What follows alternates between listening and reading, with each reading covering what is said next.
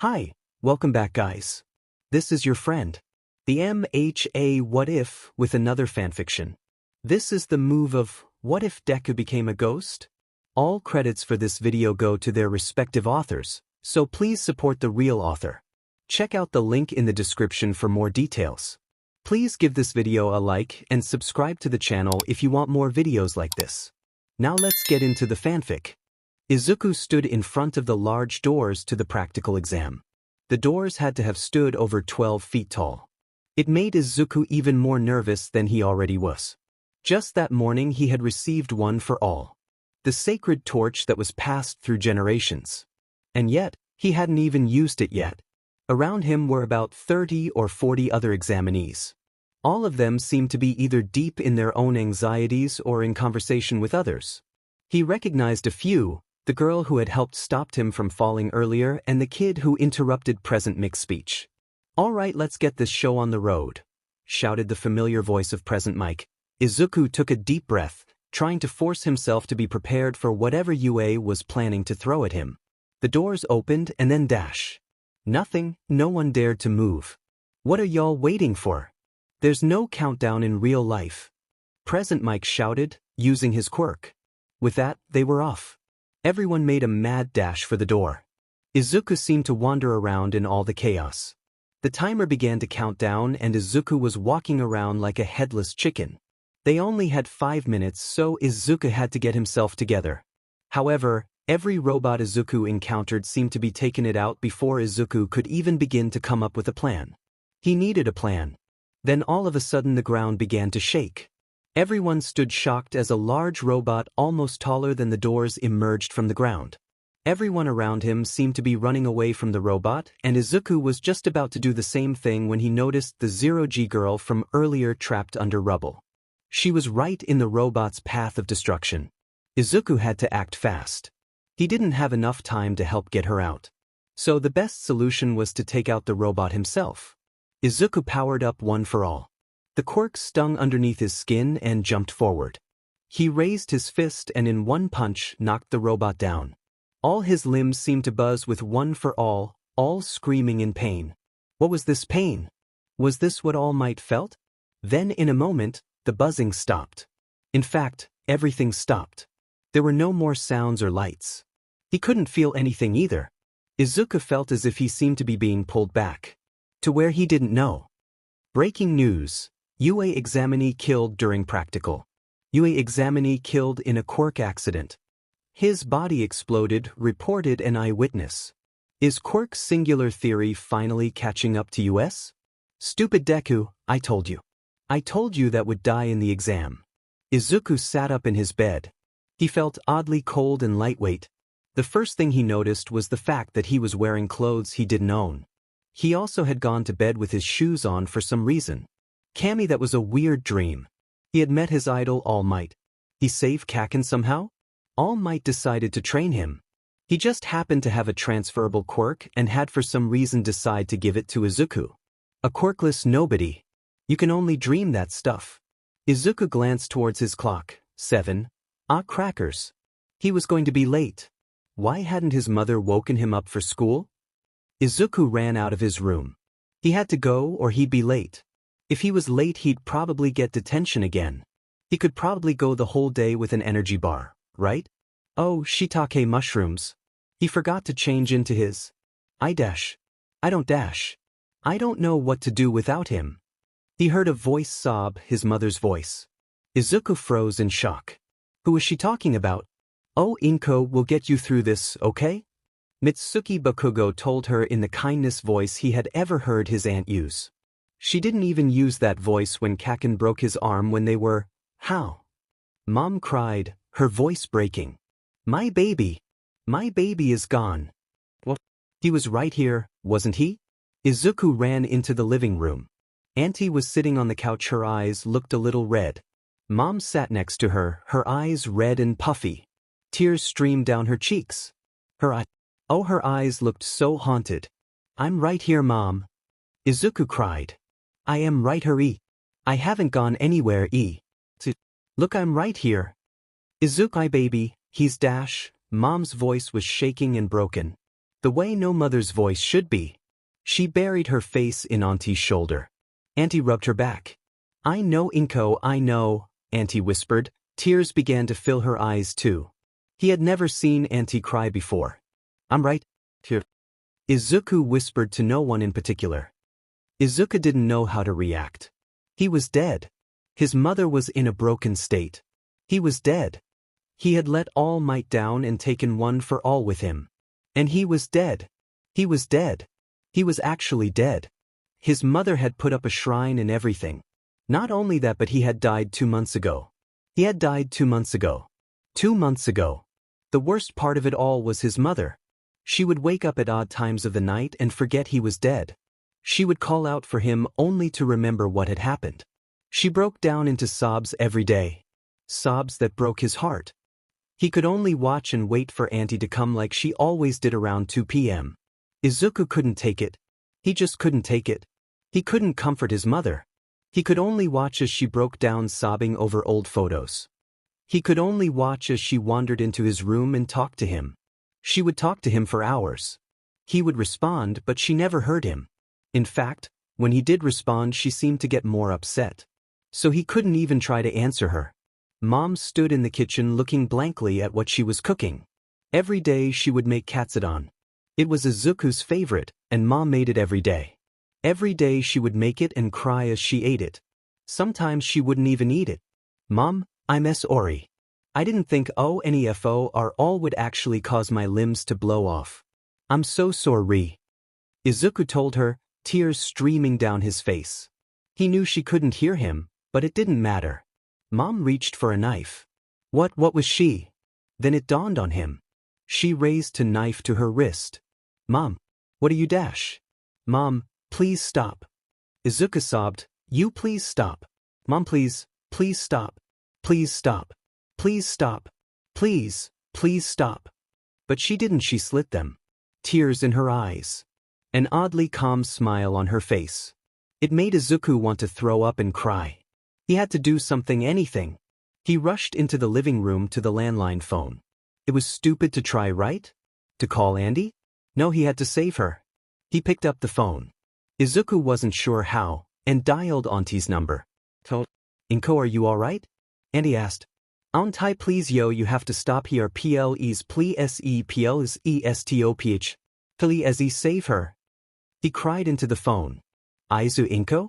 Are you alright? I'm coming over there right now. Audie told him before hanging up the phone. It was going to be okay. She was going to be okay. After that, Mom went to a mental hospital for 2 weeks. That was all her insurance would cover. Izuku spent the 2 weeks in the apartment, unsure what to do. That's when he really started to notice things. For one, his shirt read, Ghost in Training. It almost felt like the universe was playing tricks on him. Maybe he would wake up soon from a coma? He also noticed that if he concentrated enough, he could pick up objects and flicker lights. He could talk, but he wasn't sure how much people heard, or if they could hear any of it. After her stay in the hospital, Mom moved in with the Bakugos. Izuku knew that he should have gone with her, but he couldn't look at her. Izuku had always seen her as the largest force. Someone so kind and selfless and warm. Yet she had almost killed herself. She was so lost in grief that she had tried to do something Izuku would have never thought she would do. He can't look at his mother without thinking about how he was the cause of all her suffering. It was all his fault. So Izuku left in search of All Might. He of course had a few questions, like what happened to One for All? How was his mentor doing? What was the plan if One for All died with him? How doomed was the world if One for All was in fact gone? Izuku made his way to Takoba Municipal Beach. In hindsight, it made no sense that All Might would even be there, but the author couldn't just have him go to the pro's house, now could they? There sitting on a bench was All Might in his civilian form. He had deep dark circles under his eyes, and oddly enough he was sitting with Sir Night-Eye, his former sidekick. Sir Night-Eye was wearing a suit despite the fact that the two were sitting on a bench on the beach. You should have listened to me, Sir Night-Eye said. If you had, the boy wouldn't be dead. Way to be blunt, sir. Don't you think I know that? All Might asked, his voice seeming to be shaking. I regret what I did to that boy every day. I didn't invite you here to tell me what I already know. It shocked Izuku that the symbol of peace would be upset by his death. After all, he was just quirkless, useless Deku. Right? Sir Night Eye sighed. I'm sorry. I forget you grew attached to him. All Might grew attached to him? But I saw so much of me in the boy Mirai, All Might confessed. I thought I could help him. Help him as Nana helped me. Yet I screwed that up, didn't I? How could he remind All Might of himself? And who the hell was Nana? It's important to learn from mistakes, Sir Night Eye told him. Young Midoriya wasn't a mistake, Mirai, All Might frowned. I gave him one for all too early. I knew he needed more training and I gave it to him anyway. He was perfect for it. From the moment I met him, something told me he would be a perfect choice for One for All. What? Was All Might standing up for him? Did it return to you? Sir Night Eye asked. Izuku held his breath. This was it. The moment of truth. No, One for All died with young Midoriya. All Might replied. Izuku stared at his mentor. One for All had died with him. The 2 or 3 with Izuku sat in silence for a while. All Might, I have something to confess, Sir Night Eye said, breaking the silence. I have reason to believe that AFO is still alive. Who was AFO? What did this mean? How screwed were they? All Might said. Both Izuku and Sir Night Eye were taken aback by this. Great, the world was going to end, wasn't it? Do you think we should start telling people about All for One? Sir Night Eye asked. Yes, I think that would be the best course of action. We should probably start with Nizu. All Might sighed. I'll talk to my contact in the commission so we can set up a meeting, Sir Night Eye explained. Maybe the world wasn't screwed yet? Far away in a secluded facility was a man. A man that was known to the world as All for One. All for One hadn't slept for over 2 months. Ever since he felt his brother's presence leave the world. It was exactly like the time he died. All for One had spent months trying to understand why and what had happened to his brother's quirk. Last night he came across the answer. Midoriya Izuku. Midoriya Izuku was a plain quirkless boy who had mysteriously obtained a quirk only for it to kill him the moment he first used it. All for One wasn't sure what to do with that information. His whole point of going forward was to take One for All back and reclaim what was rightfully a Shigaraki quirk. Now the quirk was gone. His whole purpose was taken away. What was the point? All Might would eventually lose the remaining embers of One for All and thus finally ending the century-long feud. Was he supposed to continue guiding Tamura down a path he had set him on? What was he supposed to do? His greatest enemy was effectively dead.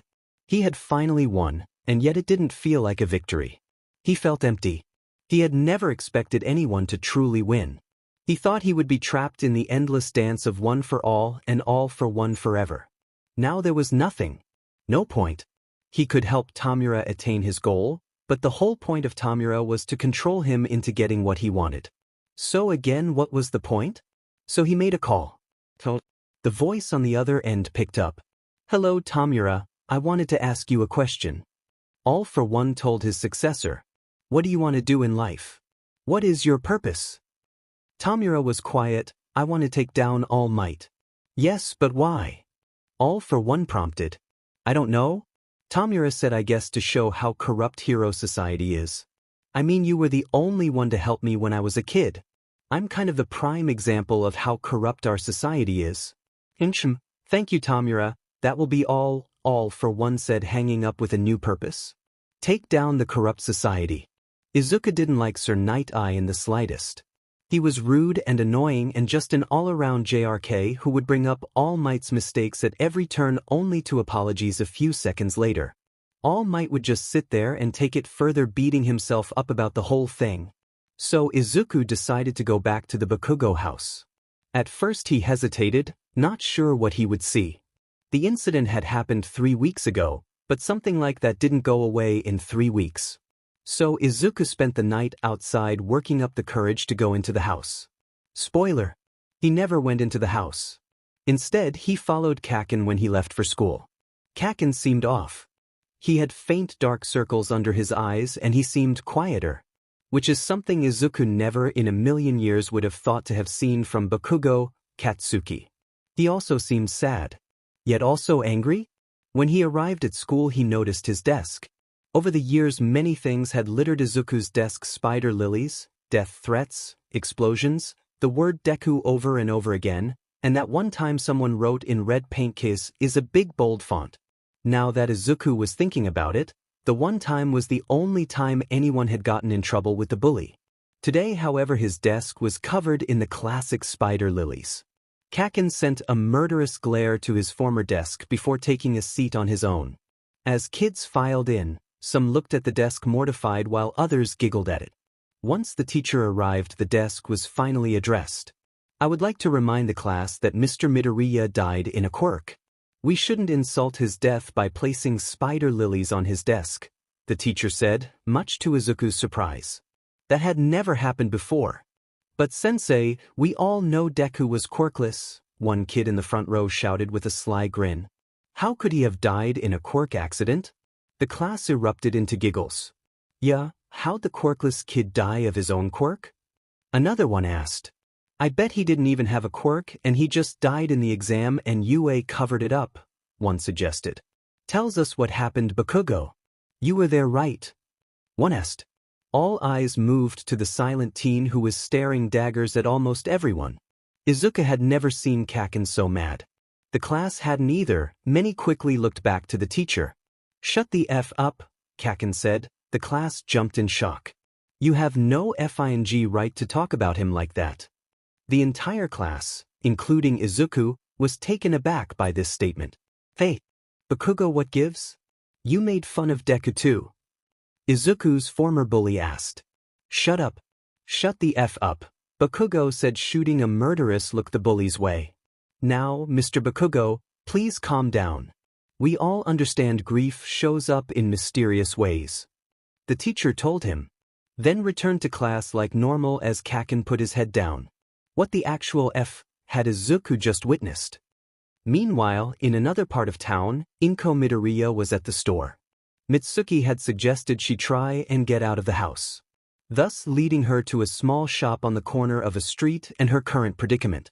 A sickly-looking man had run into her, literally, causing all her groceries to be knocked onto the floor. "Oh shit. I am so sorry, I wasn't looking where I was dash," the man started before stopping mid-sentence. His eyes seemed to fill with regret and sorrow, however, Inko didn't catch that. "That's all right, sir," Inko told him with a small smile. "Ah yes, I'm Yagi, Toshinori." "You are?" he asked nervously. "Midoriya, Inko smiled. They both just stared at each other for a while. Neither really knew what to say or do. "I should probably help you pick these up." Yagi chuckled nervously, finally breaking the silence. "Oh, Yagi-sen, you're too kind." Inko smiled and the two quickly cleaned up the mess. Izuku wasn't really sure what to make of Kaken. He seemed upset by his death, and yet angry at the same time with him. To be completely honest, Izuku hadn't even thought that his death would have affected Kaken. He did tell him to take a swan dive. If anything, he expected him to be glad. Kami, he needed new friends. When Kaken arrived home, Izuku very hesitantly followed him inside. Luckily, all his worries seemed to melt away as he saw his mother. She looked still like she was grieving him, but she didn't have a dead look in her eyes. Her eyes had faint dark circles and they were less puffy from when he had last seen her. She almost looked happier. "Katsuki." She smiled. It wasn't her usual smile, but it was still a smile. "How was school?" "It was fine," Kaken grumbled, before stomping up the stairs to his room. Izuku decides to follow him. Saying Kaken's room was a mess was an understatement. He had clothes and books all over the floor, almost like he had flung them around in a fit of rage. He had at least 5 different dishes, all dirty. If Izuku wasn't going to freak him out, he would have started to clean to room. What surprised him the most was on Kaken's desk was an unopened letter from Yue. Kaken stared at the letter like it was a villain. "Why, oh, you should open it," he said, again not sure if anyone could hear him. Almost like Kaken had heard him, he reached for the letter. He hadn't heard him, right? Kaken opened the letter and a small disc fell out of the envelope.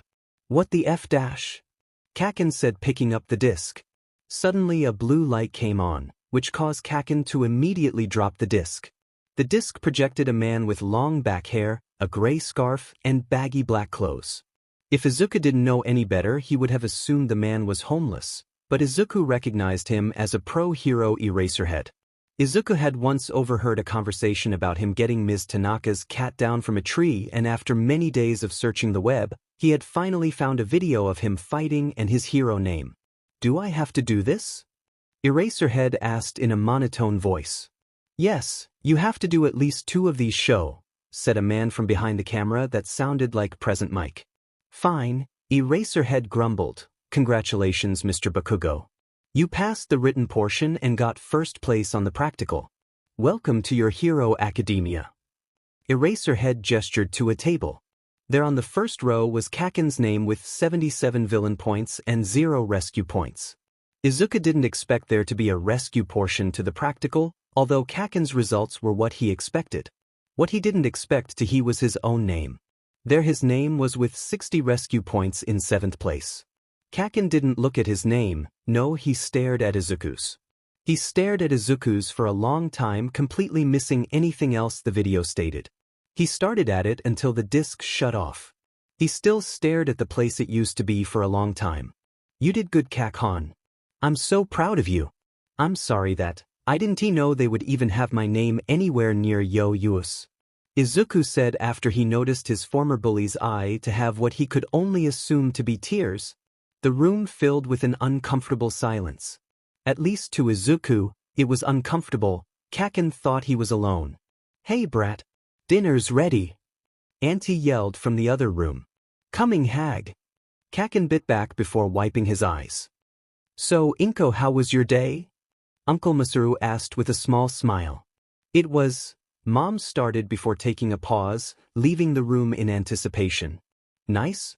I ran into a nice man named Yagi when I was out. It caused me to drop the groceries but helped me pick them up. I think he might have been a bit spooked by me." Yagi, why was that name familiar? Izuku couldn't put his finger on what was so familiar about that name. "That's nice, Inko," Auntie smiled softly. She looked at Mom like she was going to break at any second, and Izuku couldn't blame her. "So, Katsuki, where are you planning to go to high school?" Mom asked. All I moved to Kaken. He seemed to be caught off guard by the sudden question. Well, I got into you. So they're probably," Kaken said slowly before taking another bite of his okonomiyaki. "That's great, son. I'm so proud of you." Uncle Masaru smiled. "Good to know you finally picked one." Auntie scoffed. "That's nice, Katsuki," Mom smiled. "They sent me Izuku's letter. He apparently had gotten enough points to pass. I think they're adding his name to a wall of some sort." Mom looked like she was going to cry or maybe break down again. The entire table sat in silence, waiting for something to happen. "I'm going to bed," Kaken announced after a while. "Katsuki, you've barely touched your food," Mom frowned. "It's fine to let the brat go," Auntie said. Kaken stood up and quickly left the room. "I didn't mean to put a damper on Katsuki's wonderful news," Mom cried. But Izuku couldn't hear it because he was too busy chasing after Kaken. I guess something doesn't change even in death. Katsuki had promised himself he wouldn't cry for the stupid, reckless nerd. He wouldn't cry and he wouldn't be angry at UA for letting him try to take the exam. He wouldn't be mad at Auntie for not noticing the nerd's quirk sooner. He wouldn't be angry with himself for telling the nerd to off himself. He wouldn't tear his room apart again like he did when he first got the news. He wouldn't talk about what happened with any stupid shrinks. He couldn't. Yet here he was, crying. All because Auntie mentioned him. The worst part about the whole thing was he could feel the demon nerd in the room with him like some crazy mourning mother. He could have sworn the nerd had told him to open the letter from Yue. Almost like he had been like, "Don't worry. I may have died in the exam, but you can still go to the school that got me killed." Like he would need his permission or something. Katsuki knew that no one at school cared for the nerd. The only people who cared were Auntie, the old hag, and Dad. Yet how dare they insult him? How dare they make fun of him? He knew the nerd probably kept his quirk a secret for a long time, thinking he could figure it out himself. He knew the nerd's death was the nerd's own fault, not Katsuki's. Yet he still felt responsible in a way. After all, what kind of hero tells someone to jump off a building? Cough cough endeavor cough cough. Katsuki sat on his bed for a long time, not sure what to do with himself. That was until someone or something softly knocked on his bedroom door. Katsuki got up from his bed thinking it was probably Auntie or Dad. Since the old hag wouldn't knock, she would have just bursted into the room. What the F dash? Katsuki muttered to himself. He had opened the door to see a box. A box. The box was labeled Izuku's notebooks. Auntie had brought a few things of the nerds over since she had such a small apartment. But what was this doing here? How had it gotten there? Katsuki picked up the box and moved it to his desk. Inside the box were 31 notebooks.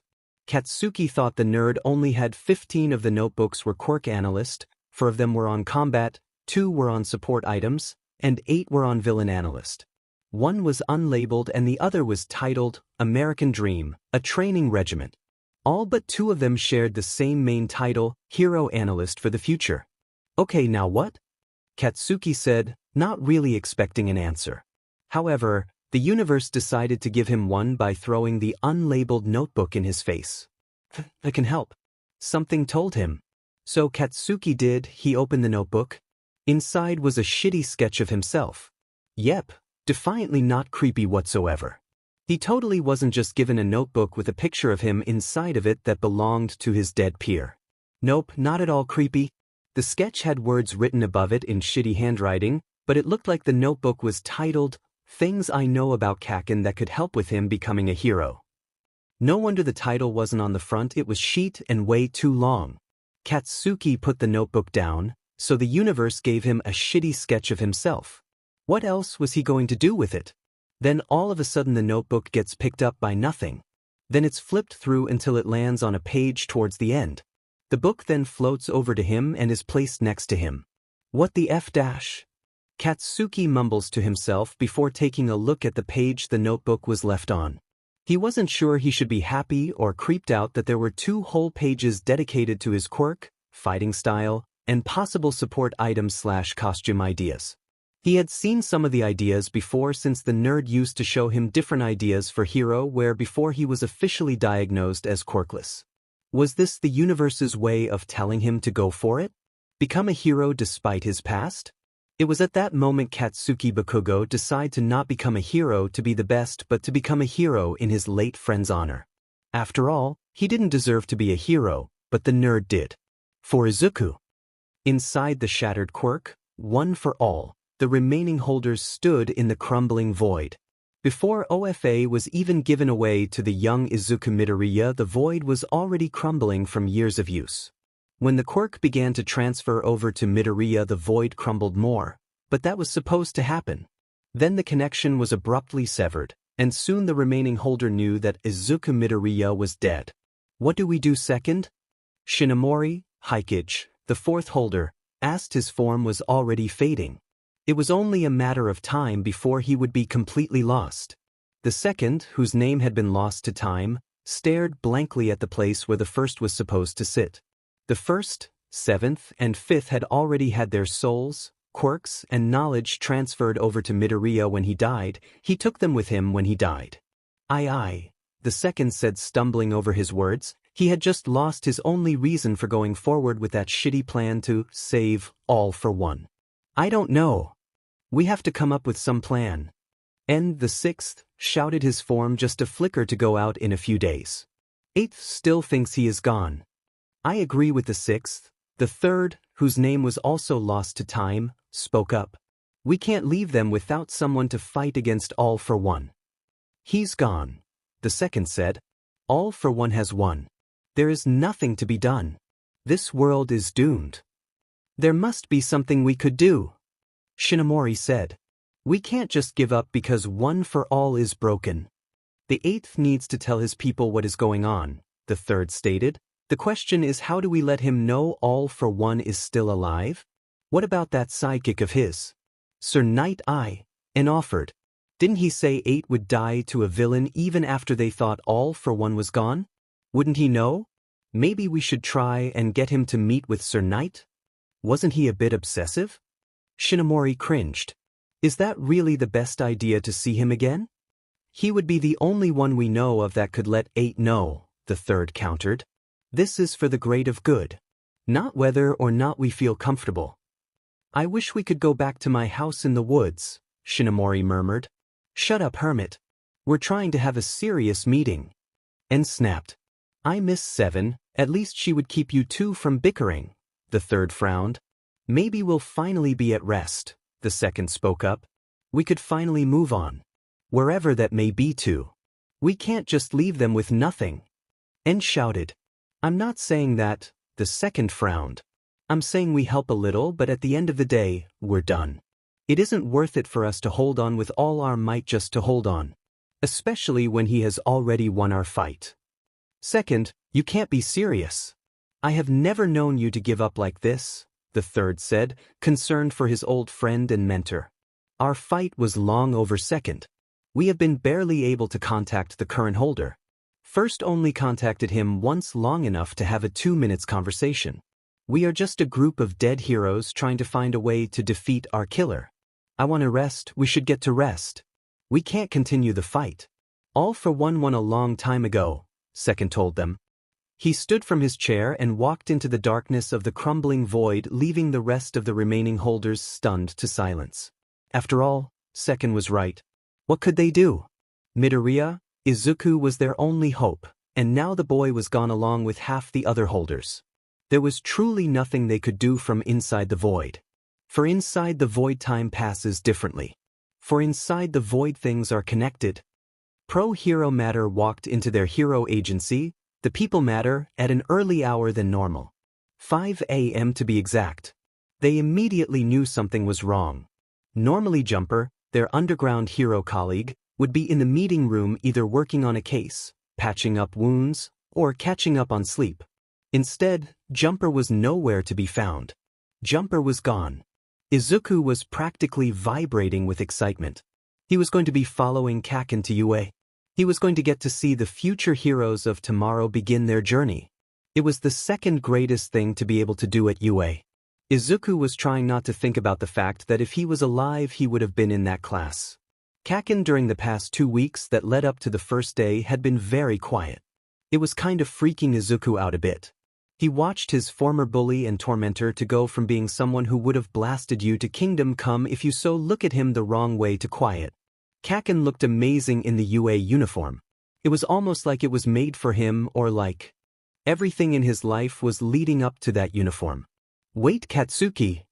His mother shouted just before Kaken stepped out the door. Yeah? Kaken asked, turning around to face her.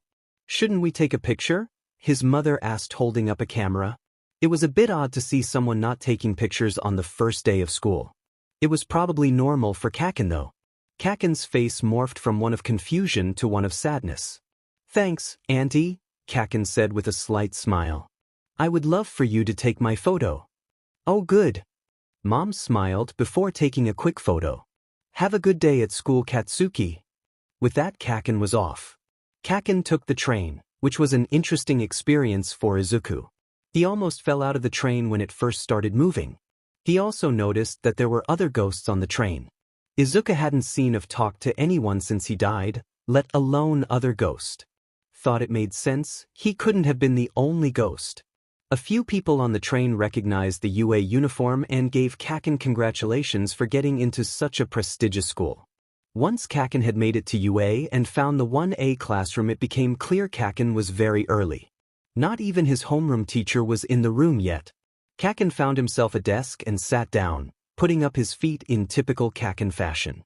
After a few moments, he pulled out the notebook Izuku had given him 2 weeks early and flipped through the pages.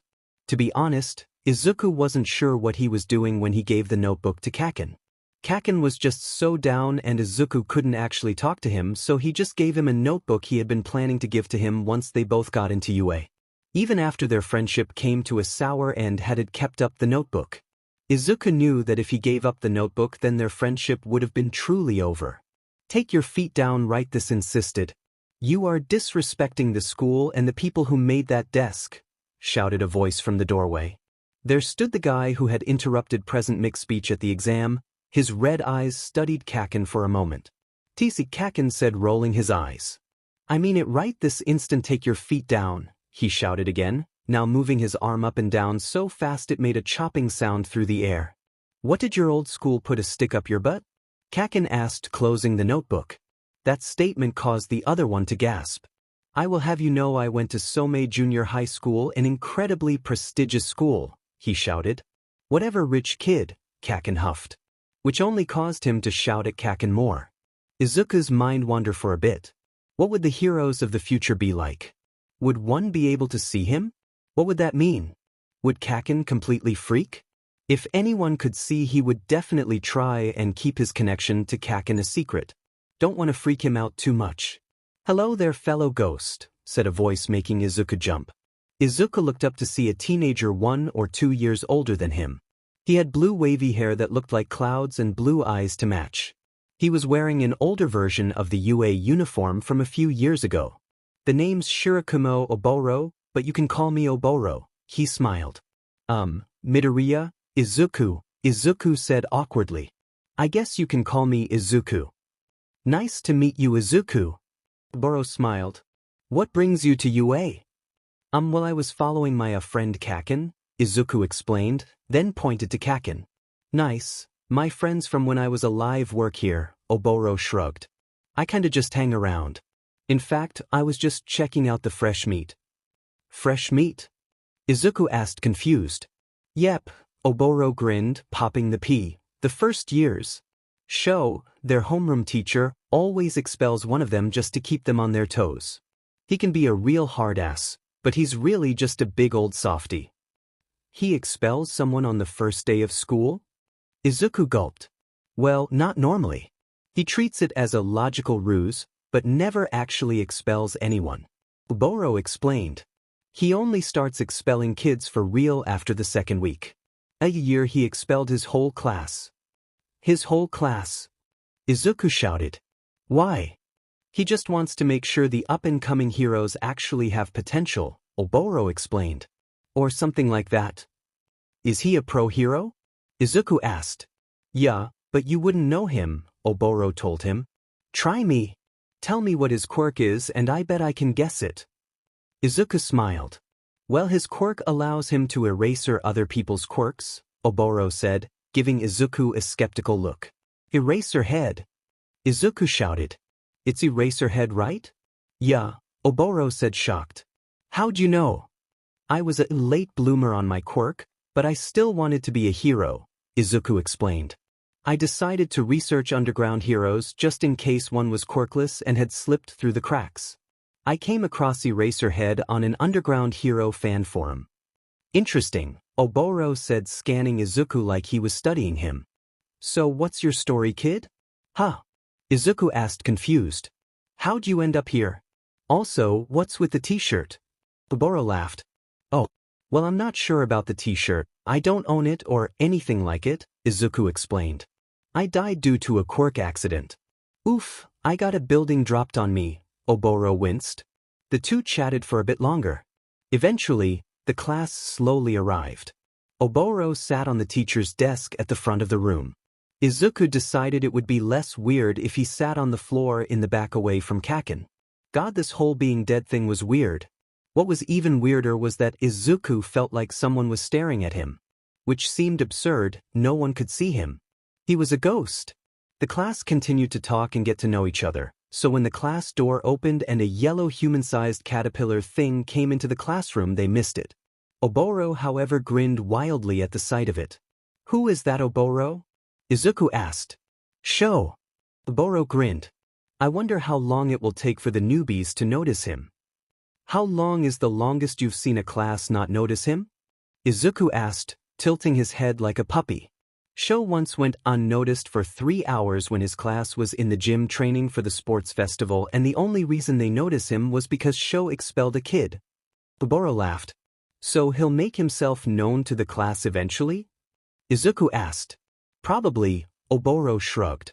Then, as if summoned by Oboro's words, Eraserhead stood up, unzipping his yellow sleeping bag and stood at the podium. Yet the class still didn't notice him. God, how blind were they? If you're here to make friends, then you should probably find the door, Eraserhead told the class after clearing his throat to make himself known. After all, this is a hero course, You need to take it seriously. The class went silent. Yes, show. Oboro chuckled. Already scaring the newbies. It hasn't even been 30 minutes. It took you 8 seconds to quiet down. Time is precious as heroes, you will do well to remember that, Eraserhead frowned. Who is this guy? Whispered a student with bright yellow hair and a black lightning bolt similar to Pikachu. I am Aizawa, Shoyuda. Your homeroom teacher, Ira's. Aizawa-sensei frowned. He took out a stack of UA gym uniforms. Now, put these on, and then make your way to the PE grounds. The students quickly stood up and formed a line to get their gym uniforms before making their way to the locker rooms to change. Oboro and Izuku followed Aizawa-sensei to the PE grounds. A boy with split white-red hair and a large scar on the left side of his face was the first to arrive. Is it just me, or is that kid staring at us? Oboro asked. But he can't see us, right? Izuku asked, turning to Oboro. Sometimes if you experience something that brings you closest to death you can see and hear ghosts, Oboro explained. The boy with the split white-red hair stiffened at these words. He could be one of the rare few. Izuku stared at the spilt white-red-haired boy and the split white-red-haired boy stared back. Alright, let's get this over with, Aizawa-sensei grumbled as the remaining students trickled in. A quirk apprehension test? The blue-haired boy that was yelling at Kaken earlier asked.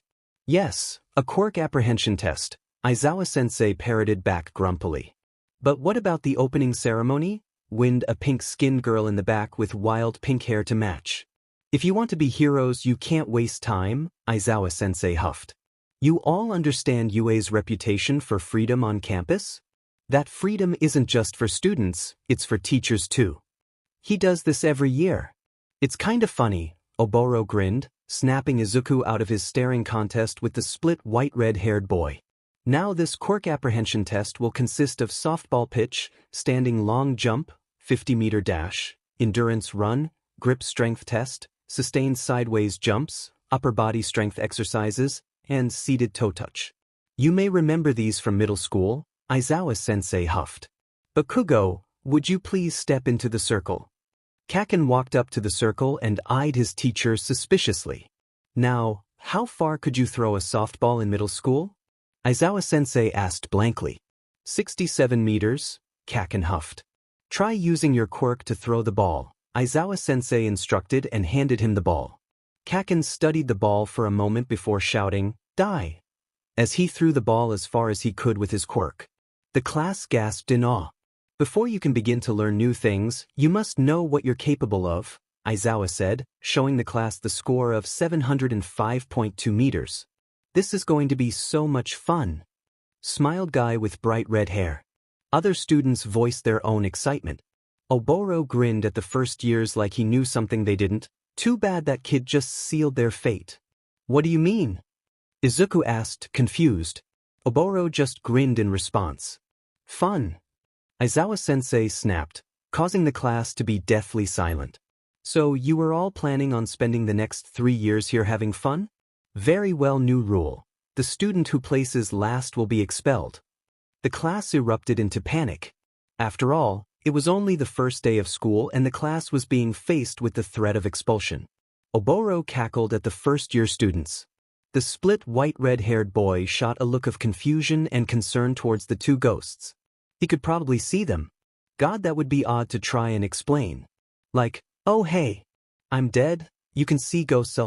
Izuku didn't think that would go over very well. The only students that didn't seem to panic were the split white-red-haired boy, Kaken, a girl with a high black ponytail, and someone Izuku could only describe as crazy. The crazy-looking boy was cackling along with Oboro. The fact that Izuku was sure the crazy-looking boy couldn't see either of them was even more terrifying. Quiet, shouted Aizawa-sensei, his eyes glowed red. It caused the whole class to flinch as their quirks were suddenly turned off. This is going to be fun to watch. Oboro cackled, sitting down with a bowl of popcorn. Where did he even get that? Maybe it would be fun to watch.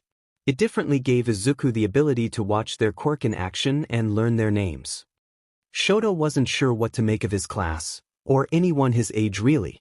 They all seemed stuck between acting like adults and like kids. He especially wasn't sure what to make of the two teens sitting out. No one else had seemed to see them or even talk to them. One was wearing a UA uniform and the other had a shirt that read, "Ghost in Training." Not even the teacher had noticed them, and Shoto was growing curious. Shoto had seen people that other ignored since he was anytime he brought it up someone they would tell him no one was there. His sister would look at him with concern and his father would mutter about how his mother was to blame. So he didn't ever meet on it to anyone. He was crazy, at least he didn't think so. "Todoroki, you're up," Aizawa-sensei grumbled, handing him a ball. Shoto studied the ball for a moment. His quirk did help him in all the other tests, but it would appear he couldn't really do anything with it at the moment. At least nothing interesting.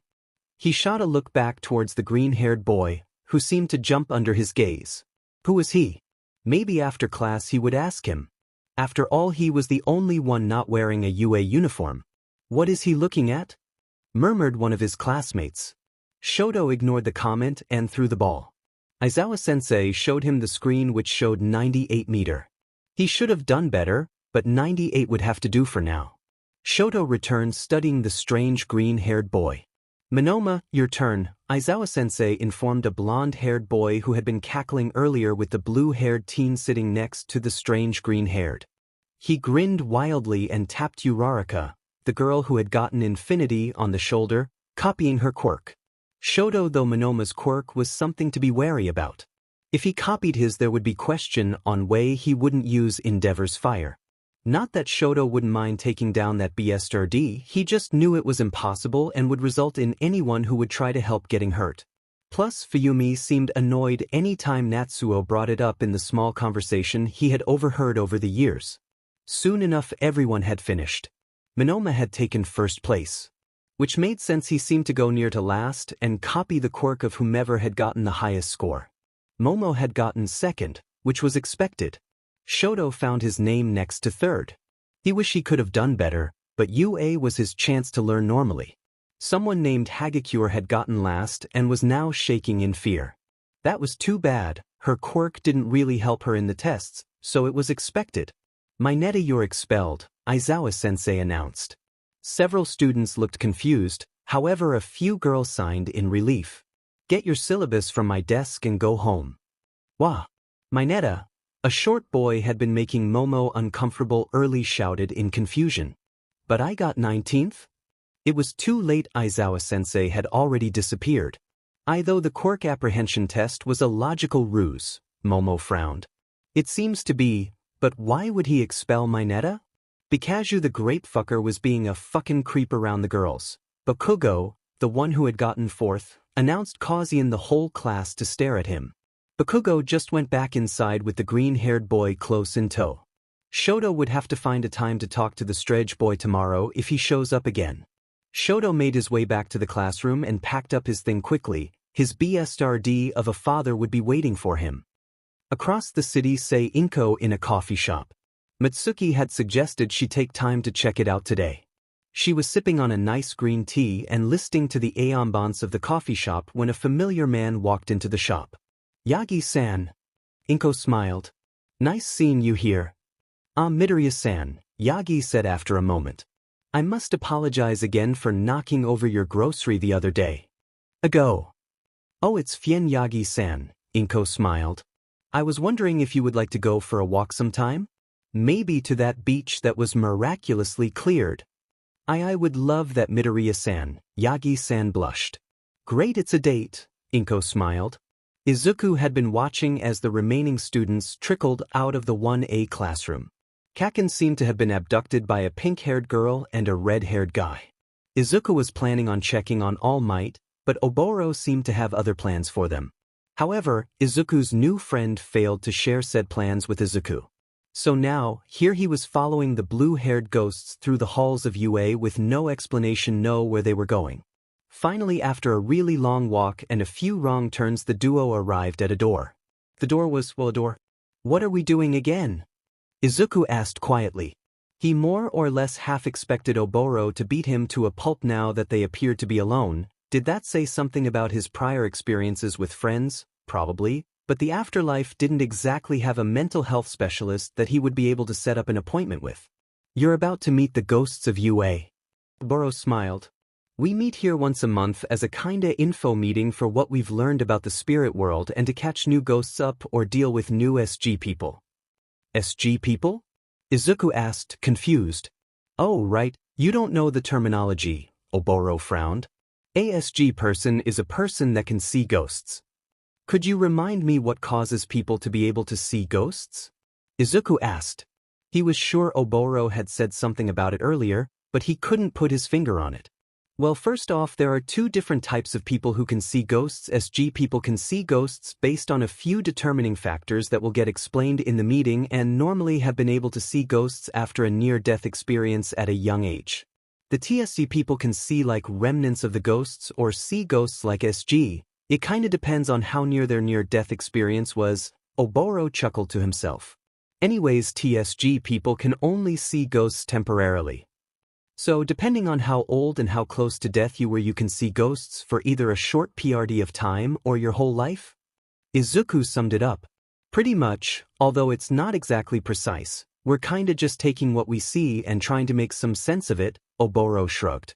That's not confusing at all, Izuku muttered to himself as Oboro opened the door to an empty classroom where 3 other ghosts sat. One was a short furry mouse-like creature that reminded Izuku of Nizu a bit. Another was an older woman who looked like she was from the Middle Ages. The final ghost was a man in his 20s who was wearing an American Army uniform, probably from the First World War. Oboro, smiled the older woman. Oh, you brought a new friend. Yep, everyone, this is Izuku, newly deceased, Oboro smiled, gesturing to Izuku. Izuku, meet the ghosts of UA. Oh, Oboro, you're so funny, giggled the short furry mouse-like creature. You make us sound so magical. It's honestly childish, muttered the man. It is nice to meet you, dearie, the older woman smiled. You may call me Yuri. My turn, declared the short furry mouse-like creature. I'm Zumi. I guess I'll go next, huffed the man. Name's Carter Williams. It's nice to meet you all, Izuku said with a small bow. He's so adorable with those silly little human greetings. Zumi giggled. Shouldn't we start the meeting? Williams huffed. We need to stay on time. Carter, we are all already here, no need to stress out about time. Yuri smiled in an attempt to comfort Williams. I mean, we do have all the time in the world, being dead and all, Oboro joked / muttered to himself. To think he's really 30, Williams frowned.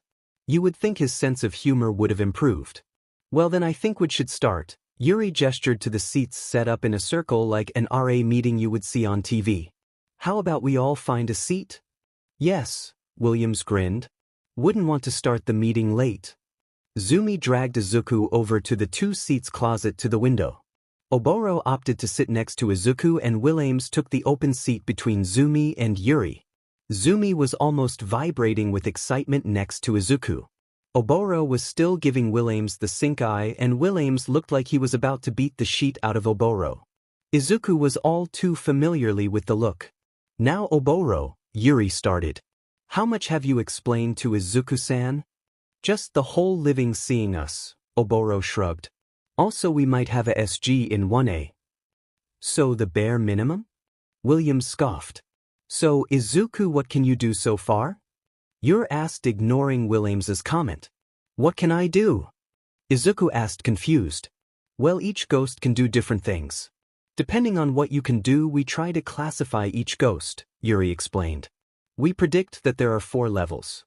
However, most of the ghost community believes there to be 5. The ghost community? Izuku asked, even more confused. Can I explain this one?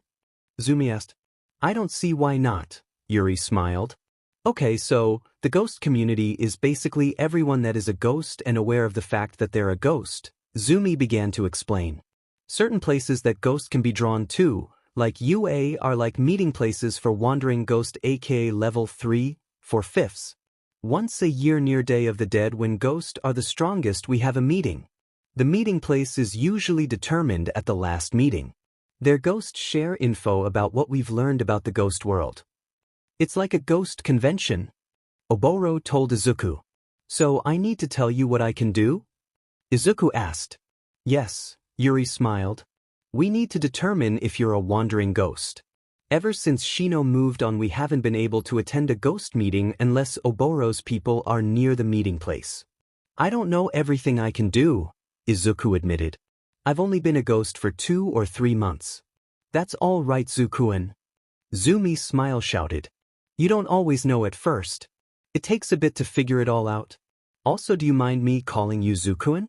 It's such a cute human nickname. Yeah, I don't mind, Izuku smiled at the energetic ghost. So about that SG? Yuri asked, turning to Oboro. Right, you guys might remember the kid's father, Oboro started. Todoroki Enji? Aka Endeavor. Not sure what his hero standing is, but his kid Todoroki, Shoto is in 1. Me and Izuku were watching Sho's class. Anyways, the kid was staring at us for a bit. It could be a false alarm, but I just thought I should report it. I remember Endeavor, Zumi frowned. I didn't like his attitude much. Izuku, do you know his hero standing? Williams asked. He's the number 2 hero, Izuku reveled. Williams frowned. It could have been caused by a villain attack. That would make sense, Oboro added. The kid had a nasty scar on the left side of his face. What are we doing? Izuku asked, feeling like he had missed some information. We're trying to determine a possible cause for the young Todoroki to be a SG, Yuri explained. That way we can try to approach him so he doesn't go telling people he can see floating people. However, if he's a TSG, we don't normally interact with them since they could have the ability to see the dead for a few days or a few years, Williams concluded. Oh, Izuku thought for a moment. Well, the scar on his face looked older, not new. And you know so much about scars, Williams said sarcastically, rolling his eyes. Don't be mean to the newbie. Zumi said, giving Williams the stink eye. You were saying Zukuen? Actually, I do know a fair amount, Izuku muttered. I went through a phase where I tried to figure out the origins of the top 10 heroes' scars. I also have a few myself. Well, I think we have discussed everything we need to discuss, Yuri decided. Unless anyone has anything else to add. 1A is going on a field trip in a week, Zumi cheerfully announced. How do you always know that before I do? Oboro frowned. One of the people I literally haunt is one, as homeroom teacher. It's a secret. Zumi laughed. Izuku smiled at the two. He could definitely at least get used to this new life, undead life? Afterlife. However, something in the back of his head seemed to say that this wasn't going to last. Kurogiri couldn't remember anything about before Sensei. He couldn't remember anything before young Shigaraki. Which is probably why he noticed the strange change in Sensei's behavior. It was almost as though the man had given up on his own goals and was devoting all his attention to Tamura. Sensei went from calling/checking in on Tamura every few months to calling once a week. Tamura was quite overwhelmed with the new development. He was being given a lot more say and encouragement to plan attacks. Soon enough, Sensei suggests that Tamura try and put together a team, to which Tamura decide they needed to do something to put them on the map. Something big that would show that society was rested on a shaky pillars that would fall at the fault of the heroes. To show that the League was here to change the story and expose fakes. The more this was discussed, the more Sensei pushed for Tamura to attack UA. Kurogiri felt like this was the worst idea ever. Then again, he wasn't supposed to feel things. He felt like there was something at UA that he cared about. He wasn't supposed to care about things either. Yet he cared for Tamura like well, Kurogiri didn't know. All he could do was help Tamura with everything and anything he needed. Izuku had decided to take a notebook with him for the second day at UA. He had stuffed the notebook into Kaken's bag to not freak him out and was waiting until the class used their quirks to take notes on them. Oboro had decided to annoy his humans, as the ghost had put it. Which simply meant he was going to annoy Aizawa-sensei, Present Mike, or Midnight, since none of them were teaching the next class. For now, the class sat there waiting for their next teacher to arrive. That's when All Might walked through the door. He was smiling his trademark smile, but it seemed forced. Izuku knew his death affected him in some way. He just wasn't sure how much it affected him. He just wished he could talk to him. He wished he could talk to his mother. He wished he could talk to Kaken and anyone else who was hurting over his death. Tell them that even though it wasn't the best outcome, he was okay with it. That was definitely one downside to being a ghost. The class was loud with excitement at the sight of the number one hero, except for Kaken and the possible TE or SE. As far as Izuku knew, the boy was named Shoto Todoroki thanks to Oboro, however Kaken seemed keen on calling him half and half. Kaken was quiet. If you didn't know him you would have thought he was annoyed, but Izuku could see a glimmer of excitement in his eyes. "Alright heroes, grab your cases and get changed into them." All Might told the class. His voice was booming. The students all got up and grabbed their assigned cases. Izuku followed All Might to the room the class was using for their training. The first person to arrive was Todoroki. He stood next to Izuku. Maybe he was SG. Izuku started wonder if he should say something to him. One thing he noticed about Todoroki was the fact that half his face was covered in ice, which couldn't be comfortable. Although Todoroki might have been going for a cyborg look. Speaking of costumes, Izuku noticed that the brown hair girl who he had tried to save at the exam looked a bit uncomfortable in her costume. The red hair guy who stole Kaken yesterday wasn't wearing a shirt. Also, the invisible one was either not wearing anything but gloves and shoes or was wearing a DNA-coded hero suit similar to Pro Hero, Chameleons. In fact, the majority of the students had little to no protection against blunt attacks. Kaken was wearing the costume the two had designed when they were in preschool, just before Izuku had been diagnosed quirkless. He remembers suggesting that Kaken add the green utility belt, and the way Kaken had rolled his eyes before huffing to tell him to add the belt to the sketch. It made him a little happy to see the green belt. Another thing that had been added was the gauntlets from the notebook he had given Kaken a few days ago. It was almost the exact same design down to the color Izuku had used in the sketch. If Izuku had looked closer at the gauntlets, he would have noticed that engraved in small print at end of the left gauntlet was originally designed by Izuku Midoriya. "Now you all look like the great future pro heroes of the future." All Might's voice boomed as the finally few students arrived. "Now let's see what you zygotes are made of. It's time for the battle trials. We'll be using the same mock cities from the entrance exam?"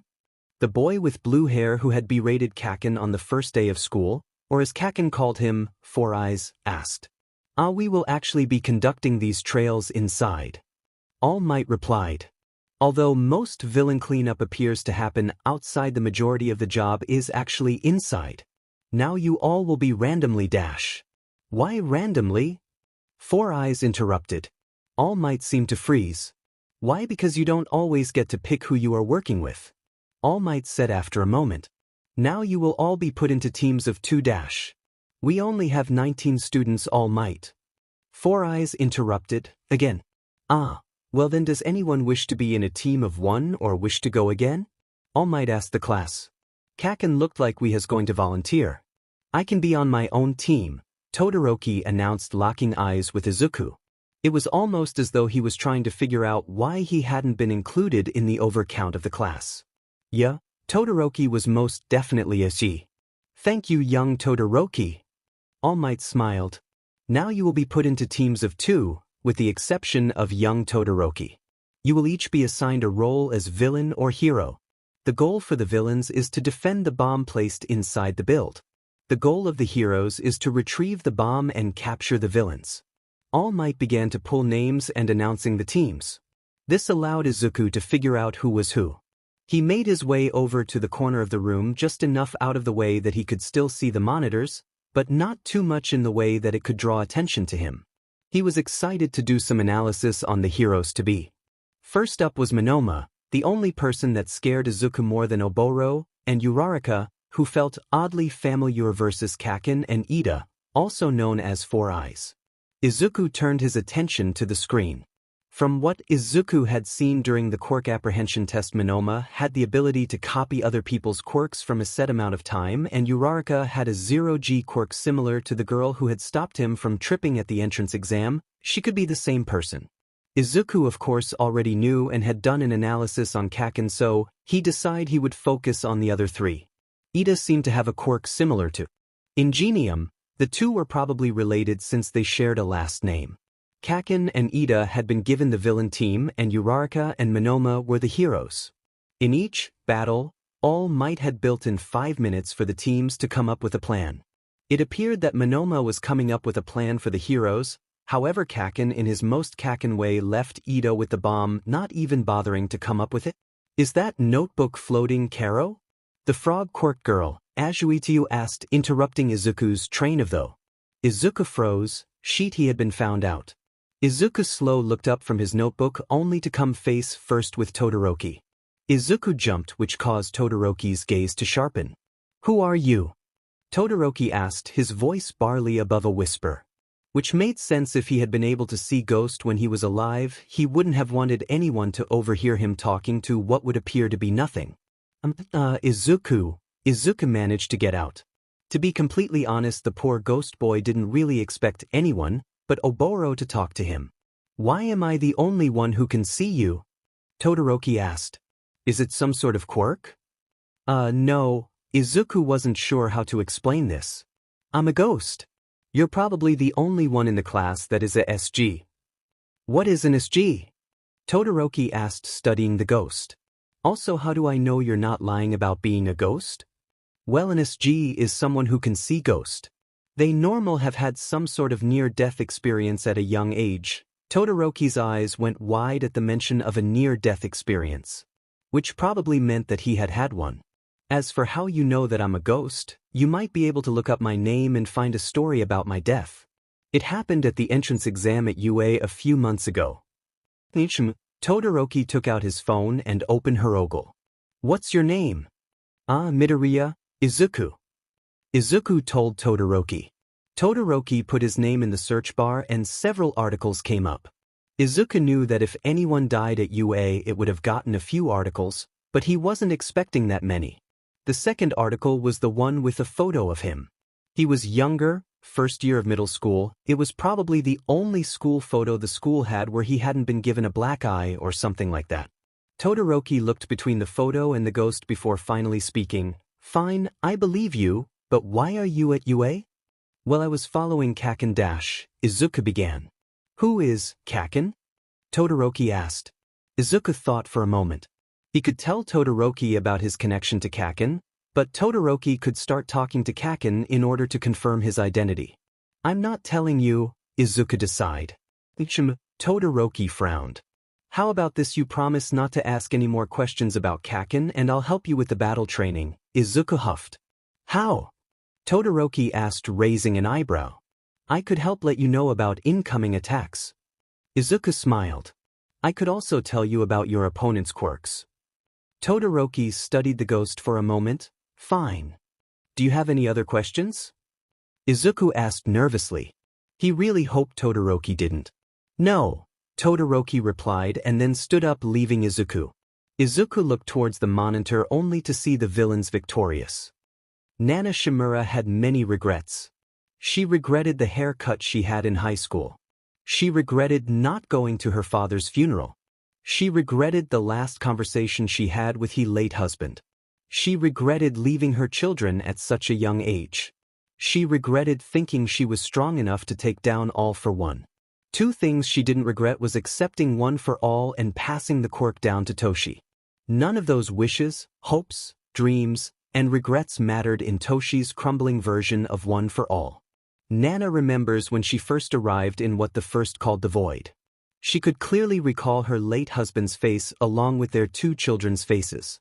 She could list all of her close friends by name and birthday. She could even give mostly a crude description of what her childhood home had looked like. The Void itself was not crumbling, but instead reminded Nana of a cottage. It had a living room with a collection of various movies and TV shows on DVD that would apparently grow every time the quirk had been passed on. It has photos of people from each of the holders' past lives spread out around the cottage.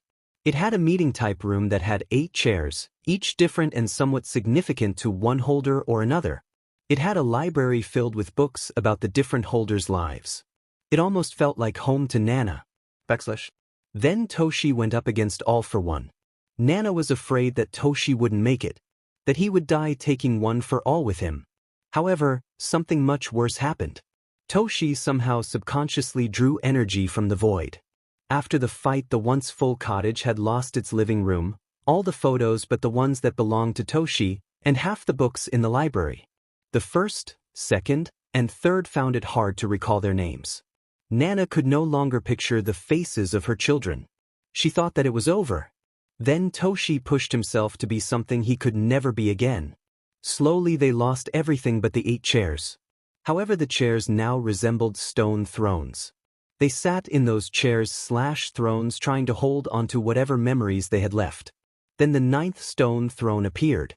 Toshi had picked a new holder and they could only wait for Toshi to transfer the quirk. Second was hopeful that with a new holder the void would be restored. So morale was at an all-time high since Toshi had gone toe-to-toe with All for One. The first thing Nana felt was a sense of being pulled. One moment she was in the crumbling void and the next she was sitting on a couch in a small apartment. She felt her memories return to her. It almost made her cry. The first, who Nana now remembers was named Yoichi Shigaraki, appeared next, followed by Daigoro Banjo, who was in turn followed by her former mentor En. She could see as each of them felt their memories return, how happy they were. Then there was a blinding white light. And then, nothing. All the other students had gone except for Todoroki, Ojiro, and Hagakure. Over the other battle, Izuku had learned all of the students' names and quirks. No one had seemed to notice Izuku, or if they had, no one had said anyone. Kaken wouldn't stop staring at him, which was a little weird, but Izuku tried not to think about that too much. On another note, Izuku would definitely have some choice words to use for whomever designed Hagakure's costume, or the lack of a design. Though it was a good idea to send a hero out into the world with only shoes and gloves. It wasn't like UA didn't have the technology to create a costume that would still be invisible to others. Either way, as the second to last battle came to a conclusion, Izuku felt increasingly nervous. What if he couldn't help Todoroki? He hated this being dead thing. He hated that the one thing he had wanted his whole life killed him. The whole thing made Izuku think of something Kaken had started to tell him back in elementary school. Ojiro and Hagakure made their way into the building and Izuku followed Todoroki to the planning area. So what's the plan? Izuku asked. I'll go in and freeze the ground. You'll be my lookout in case something happens, Todoroki said simply. Right? Izuku mumbled. Todoroki didn't really need Izuku's help. He was practically useless. The buzzer sounds and Todoroki goes in. Izuku follows behind. Izuku watched as the ice began to grow around Todoroki. It wasn't cold, which Izuku found interesting. Could he not feel a difference in temperature as a ghost? It made some sense, sign he didn't have an actual body, but would he be able to trick himself into feeling warmer underneath a blanket or something? Todoroki counted down the hallways until they made it to where the bomb was most likely in. The strange thing was that only Hagakure was in the room. Yesh, Todoroki. Hagakure whined. You just had to freeze the whole building. Yes, it was the most logical play, Todoroki told Hagakure, who oddly smirked at his answer. What was dash? Izuku turned around to see Ojiro about to fall on top of Todoroki. Above you, Todoroki! Izuku shouted. Todoroki looked up and quickly shot up ice, freezing Ojiro to the ceiling. Ah! Hagakure frowned. We almost got you. Todoroki moved to touch the bomb, thus ending the battle. Hero team wins. All Might's voice crackled over the speakers. Now how about we start melting that ice? Nana felt herself slowly come back into existence. This time the former apartment looked like someone had put the whole thing into grayscale, even the former holders. Everything was in the place it was before with one new addition. Sat on the couch was a 4-year-old with curly green hair. He was the only one that had color. He stared at the TV, not blinking. It was almost unnerving. What the hell is going on? Banjo whispered. I don't know, Yoichi said, looking around their surroundings. Hey kid! En shouted at the 4-year-old sat on the couch. Where are we? Maybe he's a manifestation of the current holder, Nana offered. But he died. Yoichi muttered. We should have transferred back to 8. We should have. En asked, confused. Has this happened before? Yes, Yoichi frowned. Once, Shinomori tried to transfer the quirk to an up-and-coming vigilante, but they were killed by a villain before the transfer was complete. So is 9 not dead? En asked. No, I'm pretty sure he's dead, Yoichi said. Which doesn't explain why we're here still. Maybe it's because 8 destroyed the void so much, Banjo muttered. Or 9 was already connected with the quirk, Yuichi muttered before moving towards the bookcases on either side of the TV. We might need to start reading. So the former holders, now dead for a second time, began to pick up the books that contained the life story of one Izuku Midoriya. M had been working at the People Matter Hero Agency as an informational hero since Zei graduated from CI Academy 2 years ago and had been interning since the end of Zir first year. M had only ever met Jumper twice. Once when Jumper made Zem enroll in fencing classes and then again when she had gotten back to the agency at the start of M's shift. So when Jumper went missing, M did feel like Zei could do anything to help. All Zei could do was watch as Zir employers stressed out about Jumper's disappearance, hoping that the cops or the HPSC find Jumper's corpse. However, with each passing day since she went missing, it was becoming more and more likely that Jumper would be coming home in a body bag. Upwards wasn't much better. He had been with the People Matter Hero Agency as a rescue hero about the same amount of time as M. However, unlike M, he was actually quite close with Jumper. So the day dragged on. With no leads in sight. Well, except for one. Jumper had gone missing the same day Izuku Midoriya died. Izuku wasn't sure what to do with this new friendship. With Todoroki. Todoroki didn't speak to him all that much after the battle trial, but he didn't not talk to him. It had also only been 2 days or so since the battle trial. It wasn't like Izuku had a phone, so it wasn't like the two of them could talk outside of class. And they couldn't really talk in class because it would seem like Todoroki was talking to himself. Maybe Izuku was overthinking this. On the other hand, Kaken was acting odd. He was looking at Izuku's old notebooks more and more often and researching ghost sightings of all things. Could it be related to the fact that Izuku was a ghost? Probably, but Izuku tried not to dwell on that too much. Also, Oboro had gone pretty much missing, or he was avoiding Izuku. Either one could be true since people would normally avoid him in middle school. Hopefully Oboro was fine. Right now 1A was voting on class president.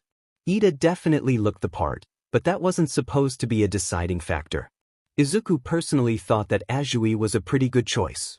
During her battle trail, she came up with a plan and was able to make split-second decisions in order to ensure the success of the hero team.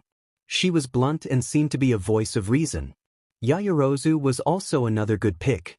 She was very good at analyzing situations and coming up with plans. However, she wasn't the greatest at voicing her plans. During her battle trail, she at first let Shoji take the lead and only suggested her plan after the original plan failed. This led to the hero team Kaminari and Jiro winning and the villain team Shoji and Yaoyorozu losing. Her and Azui would make a good pair, and Ida should probably be added to the class's board since he was a stickler for the rules. Izuku could also see Kirishima as president or maybe vice.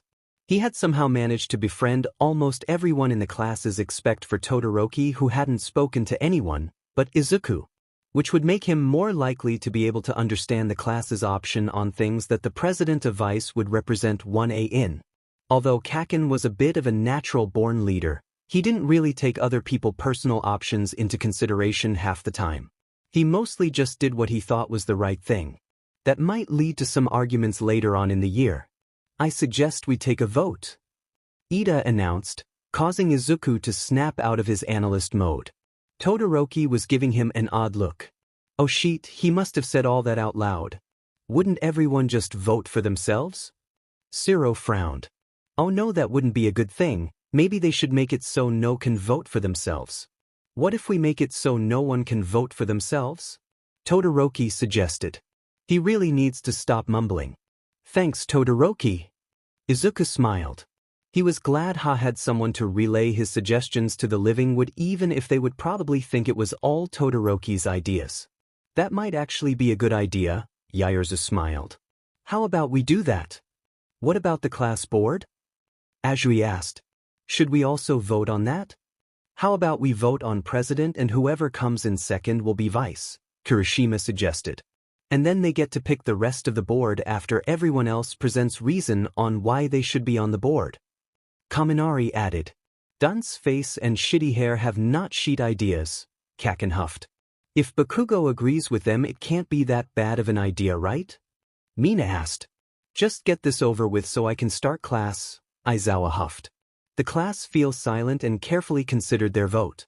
After all, the president and vice would represent 1A and be put in charge when teachers were out for missions. They also had the ability to pick the board too. The main purpose for the board was to give hero students a sneak peek at what it looks like to run an agency or work for an agency. Only the hero course had a class board. Most classes had a president, vice, and maybe a secretary to give students notes that they missed. Izuku decided to go see who Todoroki was planning on voting for. Who are you gonna vote for? Izuku whispered to Todoroki. Todoroki slightly jumped and looked up. He frowned before pointing to the name he had written down. Why? Izuku asked curiously. Todoroki thought for a moment before pulling out a sticky note. I know her. Todoroki wrote on the sticky note in neat handwriting. It was far neater than Izuku's had and would ever be. How? Izuku asked. He wasn't too surprised that the two recommended students knew one another, but Endeavor was notorious for keeping his family out of the public view. Todoroki frowned for a moment.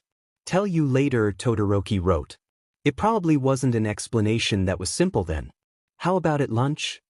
Izuku smiled. He had been hanging out with Oboro in the teacher's lounge, but with Oboro missing he wasn't sure where to go. Now he could sit with Todoroki. That would be acceptable. Todoroki finished writing. Izuku smiled at it. But he was making another friend. Todoroki stood up to take his vote to the front of the class and Izuku made his way over to Kaken. Izuku peered over the blonde's shoulder to see he had written Kirishima. Izuku wondered who was going to count all the votes. Eventually everyone had gone up to the box and put in their vote. Shoji ended up counting the votes, since he apparently didn't want the possession even if he was elected. 6. 7. Todoroki. Ida. Kirishima 3. Congratulations, Azui, Ida said with an almost stranded smile. It's Tsu, Tsu frowned. I guess that means Yaozu is vice, Kaminari shrugged. Right? Yaozu stood up nervously. Well, we should probably pick the board now. Does anyone have a certain role they want? Tsu said with a rib bit. Me. Ashido practically shouted. I want to run our social media accounts. It's a good idea as future heroes to have an account for the class. Alright then, Ashido will be the PR, Yaozu decided. Anyone else? Monoma should be the secretary, Kaminari snickered. Okay, then Monoma will be the secretary, Tsu riveted. Sounds like a fun job, Monoma shrugged. Ida should be the treasurer. Uraraka beamed. I don't see why not, Yaozu said. I think that's all the board spaces we need to fill until next year. Finally, Aizawa huffed before beginning class. Oboro wasn't sure where he was. All he knew was that he had only been here a few times before and he had only been here for a day. When he first regained consciousness from dying, he had been trapped in this places for at least 2 years. The next time he was trapped it only lasted 6 months. Then for the next 5 to 6 years, he returned to the place every few months for no more than a few days at a time. Luckily he hadn't been back since his 10th death anniversary.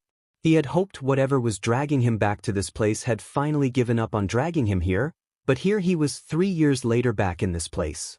The place he was in was a plain-looking room with an operating table. He couldn't tell you what was on the table. Anytime he tried to look at the table, he could get a split headache. It was almost like his mind wouldn't let him look at the table. He wasn't alone in the room either. There was always a short man with large green goggles glasses and a mustache in the room. He was normally focused on whatever was on the table. Sometimes there was a faceless man that would join Mustache Man. Faceless man would sit and watch Mustache Man work. One time many years ago Oboro appeared in the room and there was no table. However, there was a small child with light blue hair, Faceless Man, Mustache Man, and a tall Smoke Man. The Smoke Man felt familiar to Oboro. Yet he could never place why. This is your new caretaker, the Faceless Man told the child. It will take care of you while I am away. Shouldn't we use it for more dash? Mustache Man started. He seemed angry, like his collector's figurines were being given to a child to play with. No, the Faceless Man spoke, causing everyone in the room but Smoke Man to flinch. Yes, sir, Mustache Man stumbled to reply. Now, do you like it? The faceless male asked the child. Yes, the child replied in a small voice. I like him very much. The faceless man studied the child. It was the first and last time he had ever seen Smoke Man and the child. Oboro this time found himself back in the room, but this time the only person in the room was Smoke Man. Smoke Man was staring at the table. Oboro could now see the table. It was covered in a few places with dried blood, and had a few medical tolls neatly organized on a tray on the table. Smoke Man was just staring at the table. It was hard to say what the exact expression that was on Smoke Man's face since Smoke Man only had two smoke-like yellow eyes, but he looked horrified. Then Mustache Man came into the room. Oh good, Mustache Man smiled. You're already here. Why? Smoke Man asked turning to Mustache Man. Sensei had a few changes he wanted to make, Mustache Man explained. No, Smoke Man shook his head. Why did you make me? This took Oboro by surprise. What did Smoke Man mean by make him? Were they related? Because I could, Mustache Man settled on. Now, hop up onto the table. Smoke Man was hesitant, but he did as he was asked. Will it hurt? Smoke Man asked laying down on the table. Yes, Mustache Man told him. But you won't remember a thing. With that the sick man went to work. This time Oboro could see what happened on the table. He could hear the screams. He could only watch as Mustache Man cut into Smoke Man's skull. But that wasn't the worst part. The worst part was when the smoke cleared and revealed Oboro's corpse. Shoto wasn't sure why he had told Izuku he was going to explain how he knew Yaoyorozu at lunch. Maybe he had been secretly hoping someone would notice the bruise and take him away. Maybe he was glad that he had someone to fill the moments of silence that made him feel so uneasy. Whatever the reason was, he didn't really care. He liked listening to Izuku mumble about one thing or another. It helped him drown out the loud sounds of the lunchroom. So, how do you know Yaoyorozu? Izuku asked. I used to get dragged to pro-hero conferences with my father, Shoto started. Yaoyorozu would sometimes come with her uncle. Ida was normally there too. Which hero is Yaoyorozu's uncle? Izuku asked. He was mumbling a list of pro-hero that it could possibly be. Oh, this would be fun. Maybe Izuku would be able to help him on his theories. He already was half sure their homeroom teacher was married to present Mike since he fit the subtle description that present Mike had hinted at over the years. Source, Shoto said plainly. This made Izuku start muttering about the similarities between Source and Yaoyorozu's quirk and a possibility that the two were related to the pro-hero matter. It was interesting to hear the similarities and interworkings of a quirk. Shoto bet if Izuku was still in fact alive, he might have made a very good informational hero like Nizu or Sir Night-Eye. Hey Todoroki? Shoto looked up from his lunch to see Izuku pointing to two students from his class coming over to sit with him. Minute. He hated talking to his fellow classmates. Hopefully they just planned on asking a simple question about a lesson or an assignment and then leave him alone. Todoroki, are you talking to yourself? Tsu asked as she and Monoma slid into the seats across from me. No, Shoto said. He was talking to Izuku, of course. Well, technically Izuku was talking to him and he mostly nodding his head and adding his thoughts every so often. Then who are you talking to? Monoma scowled. Izuku, Shoto said plainly. Hopefully they would leave now that he had answered their questions. However, he was wrong. Who is Izuku? Tsu asked with a small ribbit. The ghost that is haunting our class, Shoto said before taking another bite of his soba. Todoroki! Izuku gasped. You can't just say that. And I'm All Might, Monoma said, rolling his eyes. You're All Might? Shoto asked confused. All Might last he checked was in his 40s, not a 15-year-old. I was being sarcastic, Monoma huffed. Oh, Shoto frowned. Wait, what do you mean dash? Tsu started to ask when she was interrupted by a loud blaring sound. The loud sound made Shoto flinch. He hoped no one noticed. What the hell is that? Monoma muttered. It's intruder alert, a second-year student shouted. We gotta evacuate. Before Shoto knew what was happening, he was being rushed out of the cafeteria and trampled by upperclassmen. Then the lights started flicking. Shoto looked up to find Izuku messing with the lights. He was floating. Had Shoto ever seen a ghost float? Was this something they all could do, or was Izuku's quirk float? What are you doing? Shoto asked, which got him odd looks from several students. Izuku quickly pointed to the window. It looked like the press had broken thought the gate. They weren't being attacked by villains. The press had just gotten through the gate. Apparently he had been speaking all of this out loud, or his fellow students were mindbenders, because a lot of the students around him had stopped pushing and shoving in the hall and were now all looking at the gates. How did Monoma started, a look of confusion crossing his face before he shut his mouth. Eventually a teacher came out into the hallway and made everyone head back to class. Tsuyu had her fair share of crazy. From the strange boy in her homeroom class a few years ago that insisted that Nizu was from another universe, to her crazy grandmother that said they were living in a fanfic posted on something called AO3. She had never once believed any of them. That was until Todoroki. Todoroki was a bit of an oddball in her class. He was the only one who didn't speak unless spoken to. He was the only one who never seemed to get pop culture reference, or sarcasm for that matter. And he talked to himself. Monoma had decided that today was the day to ask Todoroki about it. Despite her attempts to get him to mind his own business and them getting interrupted by the press break-in, he dragged her over to Todoroki's desk. Explain. Now. Monoma insisted on pulling up a chair to Todoroki's desk. What? Todoroki asked, almost tilting his head like a puppy. You know, Monoma started before Tsuyu decided to interrupt. Who were you talking to? Tsuyu asked bluntly. Izuku the ghost? Todoroki told her warily. How can you talk to ghost? Tsuyu asked carefully. Not you too. Monoma shouted. Ghosts aren't real. Yes they are, Todoroki frowned. Calm down Monoma, Tsuyu said with a rib bit. Now, how come you can see ghosts and we can't?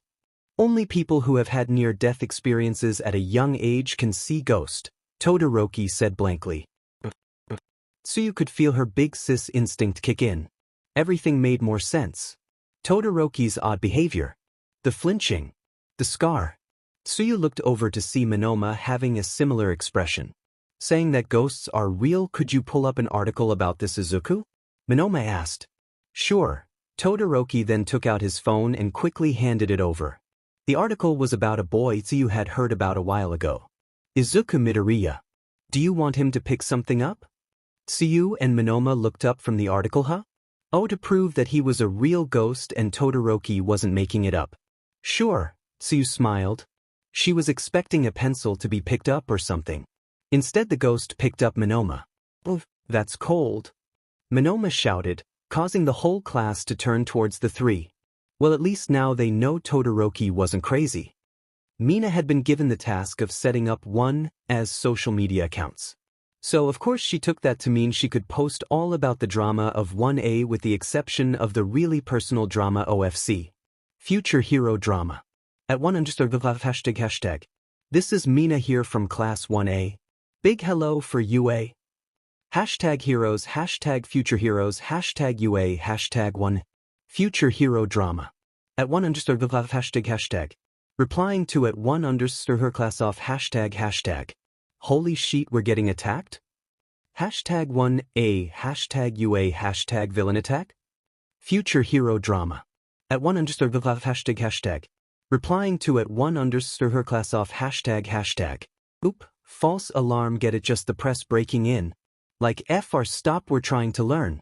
#1A, #UA, #the press, #thufwisconity. Future hero drama. At ###. Replying to at her class off ###. Guys, we have a ghost. Image off monomagetting pick it up Izuku.png. #1A, #UA, #ghost, #who you gonna call, #homeroom teacher Soden with #ghost hunters.